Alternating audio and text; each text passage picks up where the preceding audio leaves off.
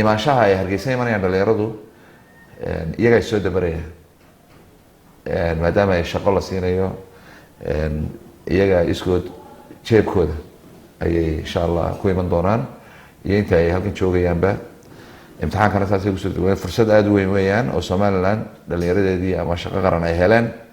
dhalinyarada galaysa imtixaankan waa dhalinyarada shaqo qaran oo kaliya waxaana qof kasta uu sitaa ID-giisi qof aan ID-gi shaqo qaran wadan imtixaankan kama qayb galay marka ma jirayso cid dibadda ka timid oo aan ahayn dhalinyarada shaqo qaran oo waliba intii soo dalbatay soo codsatay inay imtixaankan galaan marka imtixaanka galnay aanu diyaar garoon waxaan wareynay nimaan shaqo qaran ahayn imtixaankiina nala galaya waanu ka hadalnay arinkii markii ka hadalnay adu nimankii way naga saareen kadib imtixaankii baan galnay si fiican markaa ugu soo baxnay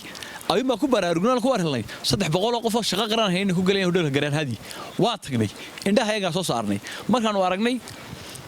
annagu waxba kama qaban karno dadkii awood u lahaa baana waxaan sameynay saxaafadda u yeedhnay saxaafadii markii halkan naga qabatay dadka saxaafadii aan tusnay ka xilli meesha tusnay wixii arkeenna